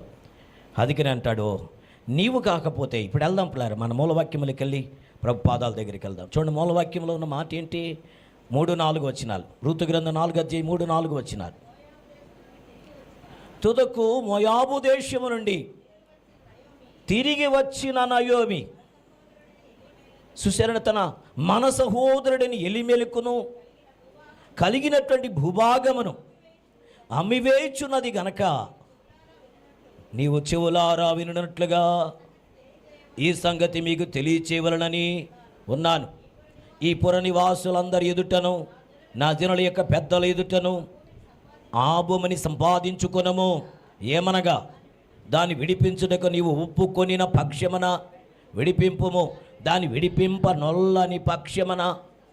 అది కూడా స్పష్టంగా చెప్పు. ఎందుకంటే నీవుగాక దాన్ని విడిపించగలిగిన బంధువుడు ఎవడు లేడు. ఒకవేళ నువ్వు విడిపించకపోతే నీ తర్వాత నేనే అని దాని గురించి నేను స్పష్టంగా చెప్పా. యెషయా వెళితే కనబడుతుంది నేనే అని పదం కదండి. దేవుడిని నేనే, వేరొక దేవుడు లేడు. ఆకాశమునకును భూమి కింద పాతాళమునకును దేవుడిని నేనే. అపోస్తుల కార్యం 4:12 ప్రకారం. వేరొక నామము లేదు, వేరొక నామం రక్షించదు, వేరొక నామం విడుదల కలిగించదు. ఈ నామము ఒక్కటే మనకు చాలినదై ఉన్నది. అన్ని నామముల కన్నా యేసుని నామము ఎన్ని తరములకైనా కనపరచదగినది క్రీస్తేసు. చూడండి పిల్లారా, ఆ తర్వాత దేవుని పిల్లారా తను అంటున్నాడు ఒక మాట చూద్దామా? అదే అధ్యాయంలో మరి అదే దేవుని పిల్లలు రూతు గ్రంథం 3:13 వచనంకి వస్తే అక్కడ కనబడుతుంది పిల్లారు ఏం మాట్లాడుతుంది. ఈ రాత్రి ఉండమో ఉదయమున అతడు నీకు బంధువుని ధర్మమును జరిపిన ఎడల సరి అతడు విడిపింపవచ్చును. నీకు బంధువుని యొక్క ధర్మము జరిపించుటకు అతనికి ఇష్టము తోడు, నేనే నీకు బంధువుని ధర్మమును జరిపేదను, ఉదయం వరకు పండుకొనమని దేవుని నామానికి మహిమ కలుగునుగాక. ఇంతకీ ఈ బంధువుడు ఎవరు? ముందుగా జరిపించవలసిన బంధువుడు. ముందుగా నేను చెప్పాను ఆల్రెడీ ఆ బంధువుడు ఎవరో. ఇప్పుడు మరి క్రొత్త నిబంధన గ్రంథములు ఆత్మదేవుడు తేటగా మనతో మాట్లాడడానికి సిద్ధంగా చదువుకుందాం ప్లేరా, చూద్దాం మాట ప్లేరా. మరి దైవ వాక్యంలో చూడండి, గలతీయులకు రాసిన పత్రిక 3వ అధ్యాయం 11-12 వచనం చదువుకుందాం ప్లేరా. 11-12 వచనం అండర్లైన్ చేసుకుందాం అక్కడి నుంచి. అంటే వీలైతే 9 నుంచి చూడండి ప్లేరా. ఆయన మాట్లాడుతున్న చూడండి. 10లో ధర్మశాస్త్రోక్త క్రియా సంబంధములకు శాపములకు లోనయ్యున్నారు. ఎందుకనగా ధర్మశాస్త్ర గ్రంథమందు వ్రాయబడిన విధులన్నీ చేయుటి యందు నిలకడగా ఉండని ప్రతి వాడును. ఇది ధర్మశాస్త్రం చెప్తున్నది. ఏంటది? మంగళవారము, శుక్రవారము, దశమ భాగాల గురించి కూడా పాస్టర్లు చాలా నొక్కి చెప్తారు కదండి. అది కూడా ధర్మశాస్త్రమే. కానీ దానికంటే మించినది క్రొత్త నిబంధన బోధ. అది తర్వాత సంగతి. అది ఆత్మీయ ఎదిగిన వారు ఖచ్చితంగా ఆయన క్రమములో, ఆయన యొక్క విధానములు సాగిపోతారు. కొంతమంది అయితే అసలు ఆ దశమ భాగమైన ధర్మశాస్త్రాన్ని కూడా లోబడకుండా చాలామంది ఉంటున్నారు. సో అది తర్వాత సంగతి. అది ఎవరికి వారు లెక్కలు చెప్పుకోవాల్సిన పరిస్థితులు. నాకు నేను చెప్పుకోవాలి, నీకు నువ్వు చెప్పుకోవాలి. కానీ ఇక్కడ ఉన్న సత్యం చూడండి ప్లారా. ధర్మశాస్త్ర గ్రంథమును వ్రాయబడిన విధులన్నీ చేయుట యందును నేను చదువుతాను, వినండి ఆయన. అందరు వినండి. వినాలి అంటే గలిబిలిగా ఉండకూడదు కదా. చూడండి ఆయన మాట్లాడుతున్న ప్లారా. ఆయన చేయుట యందు నిలకడగా ఉండని ప్రతివాడును ఏమవుతాడట? శాపగ్రస్తుడని వ్రాయబడి ఉన్నది. ధర్మశాస్త్రము చేత ఎవడనో దేవుని ఎదుట నీతిమంతుడని తీర్చబడడు అను సంగతి స్పష్టమే. ఏలయనగా నీతిమంతుడు విశ్వాసమూలముగా జీవింతును. ధర్మశాస్త్రము విశ్వాస సంబంధమైనది కాదు, కానీ దాని యొక్క విధులను ఆచరించువాడు వాటి వలననే జీవించును. అయితే ధర్మశాస్త్రమే ఏం చెప్తుంది? ఈ ధర్మశాస్త్రమే మొదట విడిపించగలిగిన, విడుదల ఇవ్వగలిగిన దేవుని బిడ్డ సమీప బంధు. ఈ సమీప బంధువుని వల్ల విడుదల విమోచన జరగదు. ధర్మశాస్త్రం ఏం చెప్తుంది? పిల్లల బాగా గమనించండి. రాజీరు చేయబడినటువంటి వాడుగా నీవు ఉన్నావు గనక మరి సంసోను తల మీదకి ఏమి రాకూడదు? క్షౌరపు కత్తి రాకూడదు, తల వెంట్రుకలు కట్ చేయకూడదు. నువ్వు బ్రతికినంతకాలము ప్రభువుకు నువ్వు నాజీరు చేయబడిన వాడు గనక ధర్మశాస్త్ర సంబంధమైన క్రియలు ఇలా ఉంటాయి, జాగ్రత్త అంటాడు. ఈరోజు నవీన క్రొత్త నిబంధన కృపాకాలములకు వచ్చి క్రొత్త నిబంధన కిందకు కూడా వచ్చి మనం ఏం చెప్తున్నా అంటే తల వెంట్రుకలు కట్ చేయకూడదు. ఇంకా ఏం చెప్తున్నాడు? తల నిండా నూనె ఉండాలి. యెషయా ప్రవక్తే కాదు, ఇర్మియా ప్రవక్త ఒక మాట అంటాడు ప్లేరా. ఏమంటాడంటే నీ యొక్క వస్త్రములు తెల్లగా ఉండాలి, నీ తల నూనెతో అంటి ఉండాలి అంటాడు. సో ఈరోజు మన చర్చిలో దేవుని బిడ్డారా తల నిండా నూనె పెట్టుకొని కార్య వాళ్ళు ఎవరైనా ఉన్నారా? నేను సార్ తల నిండా నూనె పెట్టుకొని ఇప్పుడే నాకు తలలోంచి చెమట వస్తుంది, చెమటతో పాటు నూనె కూడా కారుతుంది అన్న వాళ్ళు ఎవరైనా చెప్పండి. ఎవరు ఎత్తినా పర్వాలేదు, ఎవరెత్తినా పర్వాలేదు. మరి ఎవరు లేరే? మరి నూనె పూసుకోవటం మీకు తెలీదా? పాత నిబంధన ప్రకారము తల అంటుకోవటం తెలీదా? ఇంకా అంటే తెల్లని వస్త్రాలు వేసుకురావాలా? ఈ నూనె అంతా కారి దేని మీదకి రావాలి? తెల్లని వస్త్రాల మీదకి రావాలి. ఇంకా రెండోది ఏంటంటే అందరూ ఎలా ఉండాలంట? చెప్పాలా? జుట్లు ఇలా ఎరబోసుకొని ఇలా ఉండాలి కదా. అవి లేవే. పాత నిబంధన అనుభవం అది. మనం ఇంకా ధర్మశాస్త్రం క్రింద లేమో. ధర్మశాస్త్రం నెరవేర్చింది ప్రభు అని యేసుక్రీస్తు వారు. ధర్మశాస్త్రం కొట్టివేటుకు రాలేదు, దాన్ని నెరవేర్చుటకు నేను వచ్చాను అంటాడు. కానీ యేసు వచ్చి తన స్వరక్తమును పెట్టిన తర్వాత క్రొత్త నిబంధన సంఘము యొక్క నినాదము, నిబంధన ఏమిటంటే నీవు కృప కిందకు వచ్చేసావు. Hallelujah. You are not in a old testament, you are in new testament. ఏదంటే నిబంధన రక్తము క్రిందకు వచ్చావు, యేసు రక్తము కిందకు వచ్చావు. యేసు అడుగుజాడలో, యేసు రక్తములో కడగబడిన కొనబడిన జనాంగంగా ఆత్మదేవుడిని నడిపించాడు. అందుకనే అంటాడు ప్లేరా, నేనే మార్గం అంటే యోహాను సువార్త 14:6 ప్రకారం నేనే సత్యము, నేనే జీవము, నా ద్వారా తప్ప ఎవరెరో తండ్రి యొద్దకు అన్న దగ్గర అక్కడ పెడదాం పరలోక రాజ్యానికి. తండ్రి ఎక్కడున్నాడు? పరలోకంకి వెళ్ళాలంటే ఏసే మార్గం. యేసు దేనికి నిబంధనకు గుర్తు, క్రొత్త నిబంధన. ఏ దేనికి కాదు, ధర్మశాస్త్రం అనకు కాదు. మరి ధర్మశాస్త్ర క్రియలు మరి చేయకూడదా? ఆయన చేసేసాడు, పూర్తి చేసేసాడు. కాబట్టి క్రీస్తు యేసు ధర్మశాస్త్రం సమాప్తమై ఉన్నాడు.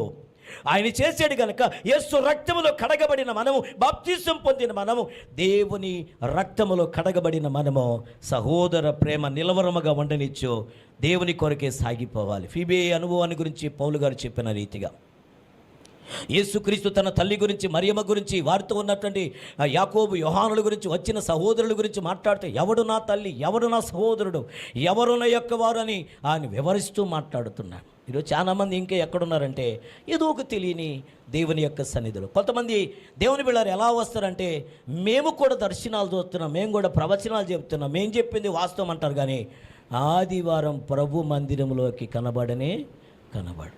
ఒకవేళ మందిరంకి రాలేదు, ఏం సిస్టర్ మీరు దర్శనం కలుగున్నారు కదా, దేవుడు మీతో మాట్లాడలేదంటే, ఆ బ్రదర్ ముందుగానే మాట్లాడేశాడు. బ్రదర్ ఏంటి మాట్లాడాడంటే మమ్మల్ని ఇంటి దగ్గరే ఉండమన్నారు. బ్రదర్ మీరు బైబిల్లో ఇంటి దగ్గర ఉండమని ఎక్కడ లేదే, ఉందా? మీరు నాకని చెప్తే నేను కూడా దాన్ని అనుసరిస్తా. ఎందుకంటే మందిరానికి వచ్చి ఇంతసేపు నిలబడి కాళ్ళు పీకేస్తా, ఉదయం 4:30 నుంచి రాత్రి 10:30, 11 గంటల దాకా 5 ఆరాధనలు చేస్తూ ఎంతమంది వస్తే అంతతో మాట్లాడుతూ దేవుని బిళ్ళారా, వారు ఒకసారి కదా 2 సార్లు 3 సార్లు వచ్చినా, ఒకవేళ వాళ్ళు వచ్చి వాళ్ళ విజ్ఞాపన నేను వినకపోతే, వారిని నేను కనీసము మానవుడుగా నా మాటల చేత వారిని ఓదార్చకపోతే నేను ఎక్కడ దేవునికి లెక్క చెప్తాను అనేటువంటి భయంతో కాళ్ళు వణకుతున్నా, నరాలు వణకుతున్నా అలా నిలబడుకొని వింటా ఉంటా. మీరు కానీ చెప్తే నేను ఇంటి దగ్గర పడుకుంటా.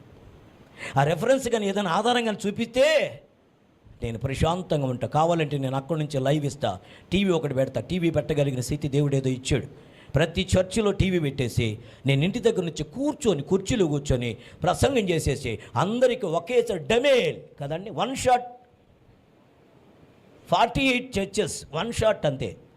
48 సంఘాలకి ఒకేసారి ప్రసంగం ఇచ్చేస్తా, అయిపోద్ది. ఉదయం 6:30 గంటలకు ఒక మందిరం, 11 గంటలకు ఒక మందిరం, 3:30కు ఒక మందిరం, 7:30కు ఒక మందిరం, తర్వాత అయిపోతుంది యానివర్సరీలో ఓ ప్రసంగం. ఇవన్నీ చేయాల్సిన పని ఉండేది కాదు నాకు. మీరు కానీ ఆధారం చూపిస్తే ఈరోజు ఆత్మదేవుడి నీతో మాట్లాడుతున్నాడు. ఇది లేఖనము కాదు అని కానీ మీరు చెప్తే నాతో మాట్లాడచ్చు. ఇది లేఖనము కనుక పరిశుద్ధాత్మదేవుడు నాతో మాట్లాడుతున్నాడు కనుక మీతో చెప్తున్నా, సహోదర ప్రేమ నిలవరముగా ఉండనీడి. సహోదరుని ప్రేమించలేని క్రైస్తవ్యము కాదు. ఆయన అంటాడు విశ్వాసము, కొరింథీ మొదటి పత్రిక 13వ అధ్యాయం అంటాడు, విశ్వాసము, నిరీక్షణ, ప్రేమ, ఈ 3ను నిలుస్తే ఇంకేమి నిలవంట. ఈ 3లో శ్రేష్టమైనది ప్రేమయే. ఏంటి ఆ ప్రేమ? సహోదరు ప్రేమ. తన సహోదరులకు ప్రాణం పెట్టుటకు సిద్ధపడిన యేసయ్య ప్రేమ. యేసయ్య ప్రేమ ఎంతో మధురం, పాపిని కరుణించు ప్రేమ. క్లోజ్ చేస్తున్నా. ప్రభు పేరుని మనం ప్రభు చిత్తమైతే రూతు గ్రంథం 4వ అధ్యాయం 5 నుంచి 10 వచ్చిన దాకా చదువుకోరండి. ఆత్మదేవుడి మీతో మాట్లాడిన మాటలు మీరు సిద్ధపరచుకోరండి. ప్రభు నాకు గన సమయం ఇస్తే దాని గురించి నేను మీతో మాట్లాడతాను దేవుని సహాయం బట్టి. అన్నిటికంటే మించి ఈ 2026 ఈ 2వ ఆరాధన, మే మాసం 2వ ఆరాధన దేవుడు మన కొరకు సిద్ధపరిచినటువంటిది. బోయజు యేసుక్రీస్తుకి సాదృశ్యంగా ఉన్నాడు. రూతు అన్యురైన మన జీవితానికి సాదృశ్యంగా ఉన్నాడు. రక్షించబడిన సంఘంగా ఈరోజు నిన్ను నన్ను ఆదరించడానికి, ఉద్ధరించడానికి దేవుడు సిద్ధంగా ఉన్నాడు కనుక we must obey thy word. వాక్యానికి మాత్రమే ఆధారపడి కవిగిల్లోకి సాగిపోదాం. అందరం కలిసి ఒకసారి వీలైతే లేచి నిలబడుకున్నాం. వీలైతే పాట ఉంటే నాతో సహకరించవచ్చు, చేయూతనిచ్చి ముందుకు సాగొచ్చు.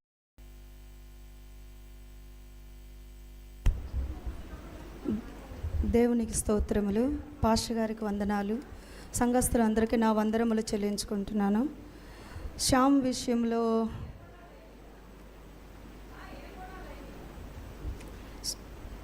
విషయంలో దేవుడు ఎంతగానో గొప్ప కార్యము చేశాడు.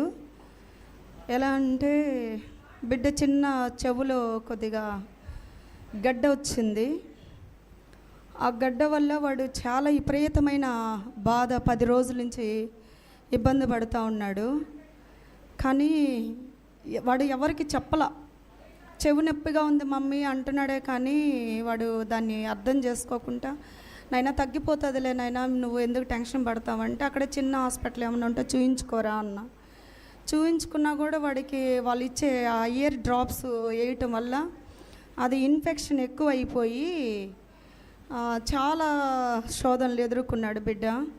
తర్వాత మమ్మీ ఎవరైనా పెద్దోళ్ళు ఉంటే బాగుంటుంది, ఏంటి డాక్టర్ దగ్గరికి తీసుకెళ్తే మంచి బాగుంటుంది మమ్మీ అని అన్నాడు. వాళ్ళకన్నా ముందు ఉండే వాళ్ళని తీసుకెళ్ళాలంటే వాళ్ళ ఏదో ఒక పని చెప్పటం వల్ల వాళ్ళు ఇబ్బంది పడుతూ ఉన్నారు. నానా నువ్వు బాధపడబాకు, దిగులు పడొద్దు, మేము నీకోసం ప్రేయర్ చేస్తాము, మీరు ఎందుకు అంత బాధపడతారు, టెన్షన్ పడొద్దు, మేము ప్రేయర్ చేస్తామరా, నీ ఫ్రెండ్స్ ఎవరినైనా తీసుకెళ్ళు, కొద్దిగా ఎగ్జామ్స్ ఉన్నాయి కదా దానివల్ల మేము రాలేకపోతున్నాం, నువ్వు బాధపడొద్దురా అన్నాడు. వాడు మళ్ళా ఫోన్ చేసి మమ్మీ ఎవరైనా పెద్దోళ్ళు ఉంటే నాకు బాగుంటుంది కదా అనేసి వాడు కంగారు పడుతున్నాడు. వాడి విషయంలో మాకు చాలా భయం, ఏదైనా బాగాలేకుండా వస్తే వాడు తట్టుకోలేడు. చెప్పాడు, నాయనా నువ్వు కంగారు పడద్దు, ప్రార్థన చెయ్యి, అందరం ప్రార్థన చేస్తున్నాము, తాతయ్యతో దగ్గర కూడా ప్రేయర్ చేయించుకోరా అని చెప్పాను. ప్రేయర్ చేయించుకున్నాడు. వాళ్ళ ఫ్రెండ్ ఉన్నాడు ఒక అబ్బాయి, ఆ బాబుకి చెప్పా, బాబు మీరు తీసుకెళ్ళండి వాడిని, వాడికి ఏదన్నా ప్రాబ్లం అంటే మాత్రం చెప్పండి, మేము పొద్దునే బయలుదేరుతానని అంటే ఆ గడ్డ ఆ ఇన్ఫెక్షన్ చెవంతా ఇన్ఫెక్షన్ ఎక్కువైపోయేసింది. ఆ డ్రాప్స్ వేయటం వల్ల నీకు చెవు ఇన్ఫెక్షన్ అయ్యింది, నువ్వు ఆయిల్మెంట్ ఒకటి పెట్టారు చెవులో, అది పెట్టంగానే క్లీన్ అయిపోయి దేవుడు ఆ బిడ్డను స్వస్థపరిచాడు. ఎగ్జామ్స్ టైమే, ఇంకా 2 రోజులు ఎగ్జామ్స్ ఉన్నాయి. మరి దేవుని కృపను బట్టి ఆ ఎగ్జామ్స్ అన్నిట్లో 13 నుంచి 24వ తారీఖు దాకా ఉంది. అనేకమైన శోధనలు వాళ్ళు ఎదుర్కొన్నాడు. ఎందుకంటే బిడ్డ ఎక్కువ ప్రార్థనలో కనిపెడతాడు, ఎక్కువ ప్రార్థనలో ఉంటాడు వాడు. కానీ ఎగ్జామ్ టైంలో అందరి దగ్గర చెప్పా ప్రార్థన చేయమని. నా బిడ్డకి ఎటువంటి ఇబ్బంది లేకుండా నిన్న 13 నుంచి నిన్నటి దినం ఒక ఎగ్జామ్ రాశాడు. మమ్మీ నేను మంచిగా రాస్తున్నాను ఎగ్జామ్స్, నాకు బాగుంది ఆరోగ్యము, సాక్ష్యం చెప్పాలనుకుంటున్నాను, మీరు కూడా సాక్ష్యం చెప్పమన్నాడు. దేవుడు చేసిన ఈ కార్యాన్ని బట్టి దేవాది వేలాది స్తుతులు స్తోత్రాలు చెల్లించుకుంటూ దేవుడి సాక్ష్యాన్ని దీవించును గాక. శ్యామ్ కోసం ప్రార్థన చేయండి. 24 తారీఖు దాకా ఉంది ఎగ్జామ్స్. వాడి కోసం ప్రార్థనలో మీ అనుదిన ప్రార్థనలు జ్ఞాపకం చేసుకోమని కోరుకుంటూ దేవుడిచ్చిన ఈ సాక్ష్యాన్ని ఆమేన్.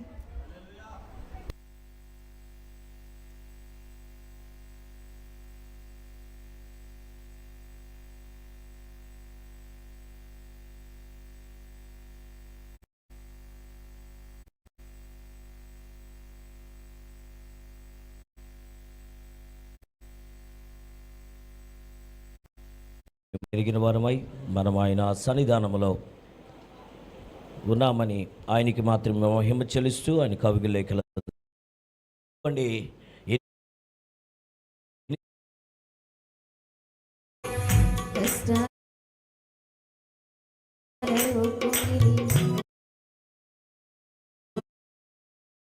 లేచినబడుకున్నాం.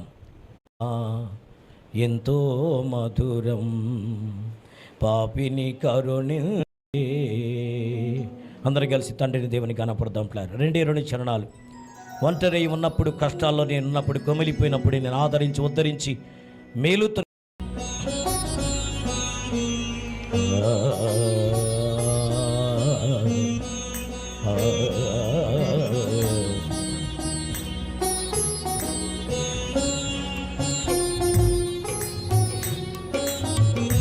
స్తోత్రం.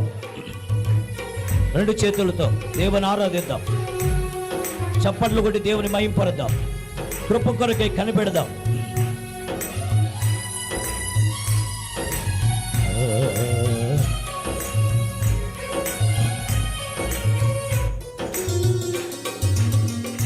యేసయ్య ప్రేమ ఎంతో మధురం, పాపిని కరుణించు ప్రేమ.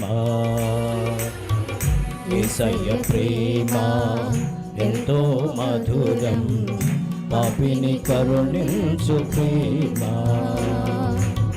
తన ప్రాణమునిచ్చి కాపాడునులే, తన రెక్కల క్రింద దాచునులే. తన ప్రాణమునిచ్చి కాపాడునులే, తన రెక్కల క్రింద దాచునులే. యేసయ్య ప్రేమ ఎంతో మధురం, పాపిని కరుణించు ప్రేమ. Once again. యేసయ్య ప్రేమ ఎంతో మధురం పాపిని కరుణించు ప్రేమ. ఆరాధిద్దాం ఆత్మతో సత్యముతో.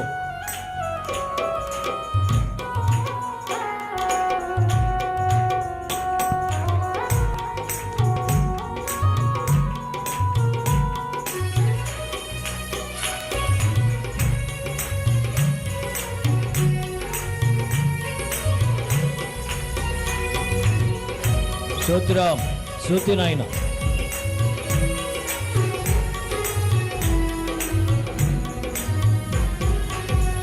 ఒంటరినైనే ఉన్నప్పుడు జంటగా నిలిచెను ఆ ప్రేమ, ఆదరణే లేక ఉన్నప్పుడు ఆదరించెను ఆ ప్రేమ.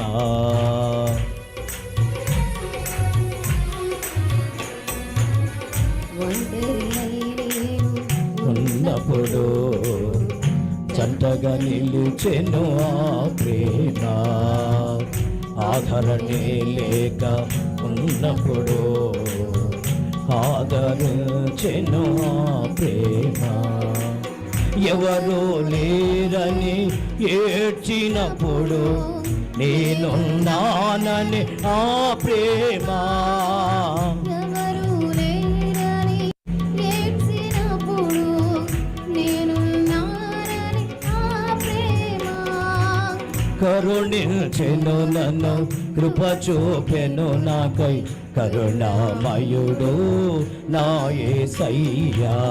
కరుణించెను నన్ను కృప చూపెను నాకై కరుణామయుడు నా యేసయ్యా. యేసయ్య ప్రేమ ఎంతో మధురం పాపిని కరుణించు ప్రేమ. యేసయ్య స్వరమెత్తి ఎంతో మధురం పాపిని కరుణించు ప్రేమ.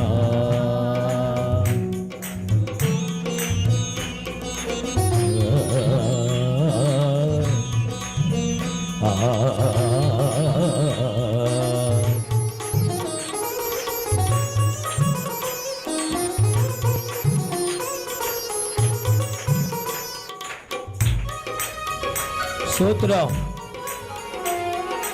A fit for our family. Really.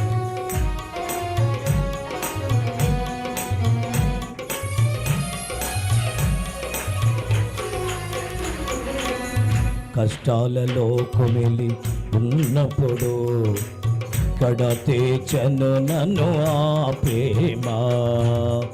కన్నీటి గాథలో ఉన్నప్పుడు కన్నీరు తోడిచెను ఆ ప్రేమ.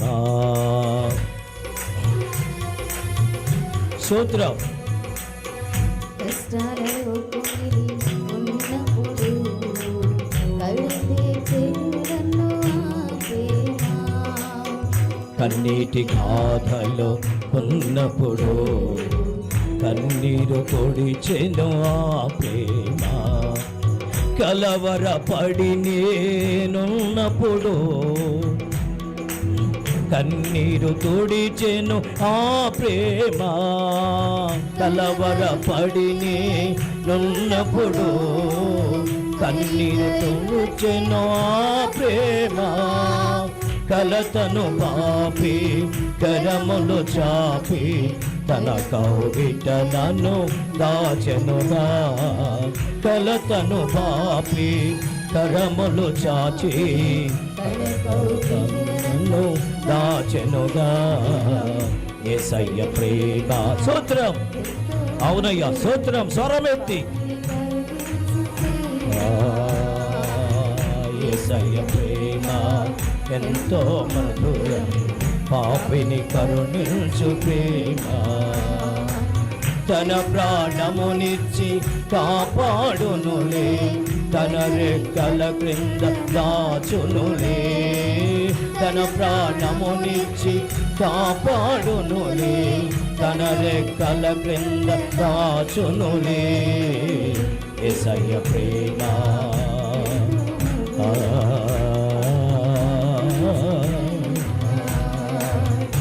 యేసయ్య ప్రేమ పాపిని కరుణించు ప్రేమ యేసయ్య ప్రేమ ఎంతో మధురం పాపిని కరుణించు ప్రేమ. కష్టాలలో కుమిలి ఉన్నప్పుడు కడతేచెను నన్ను ఆ ప్రేమ కన్నీటి గాథలు ఉన్నప్పుడు కన్నీరు తుడిచెను ఆ ప్రేమ కలవరపడినే నున్నప్పుడు కనికరించెను ఆ ప్రేమ కలవరపడినే నున్నప్పుడు కనికరించెను ఆ ప్రేమ కలతలు బాపి కరములు చాపి తన కౌగిట నన్ను దాచెనుగా. నీవు నా అంతఃపురములో కొద్ది సమయము దాక్కో, వెలుపల ప్రమాదమున్నది. తన అంతఃపురములో వెళ్ళిన తన ప్రియురాలు భద్రపరచబడుతున్నది. ఆయన సంగమగా నీవు భద్రత క్షేమమును అనుభవించాలంటే ఆయన ప్రేమ కవిగిల్లో ఆదరించబడాలని ఆయన నీ కొరకు సిద్ధపరచబడిన ఈ శ్రేష్టకర సందేశాన్ని నీ అంతరంగములో దాచుకొని భద్రపరుచుకొని సాగివేలి ప్రార్థన చేసుకున్నాం. సేవకుల కొరకు ప్రార్థన చేయబోతున్నారు.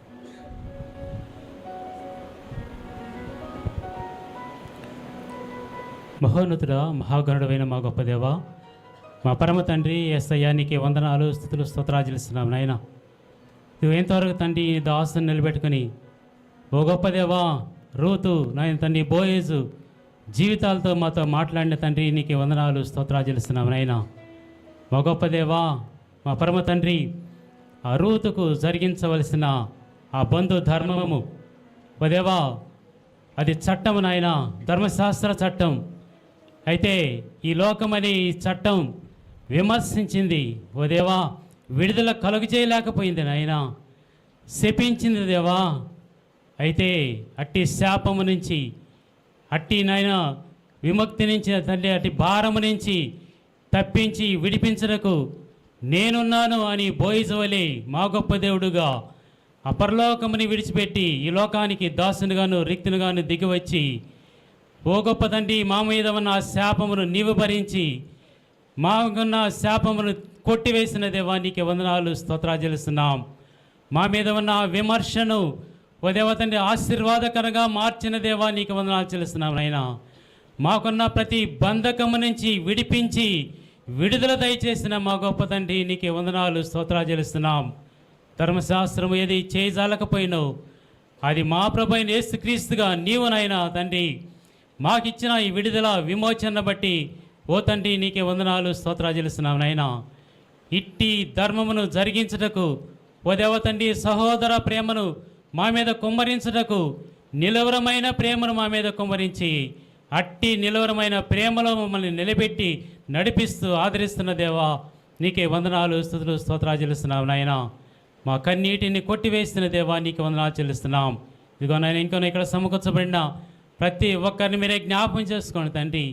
వారి శాపమును నాయన తండ్రి, వారి పాపమును ఓ దేవా తండ్రి, వారి కన్నీటిని, వారి బాధను ఇప్పుడే తీసివేయమని అడుగుతున్నావు నాయన. మా గొప్ప తండ్రి, నీవు మాత్రమే చేయగలిగిన దేవుడు తండ్రి, నువ్వు మాత్రమే విడుదల ఇవ్వగలిగిన దేవుడు నాయన. నువ్వు మాత్రమే ప్రతి ఆశీర్వాదమును దయచేసే మా గొప్ప దేవుడుగా నువ్వు మాత్రమే నాయన సహాయం దయచేసి ఈ నామానికి మహిమ ఘనత ప్రభావాలు కలిగించుకోమని యేసు నామములో వేడుకుని ప్రార్థిస్తున్నాను తండ్రి, ఆమేన్.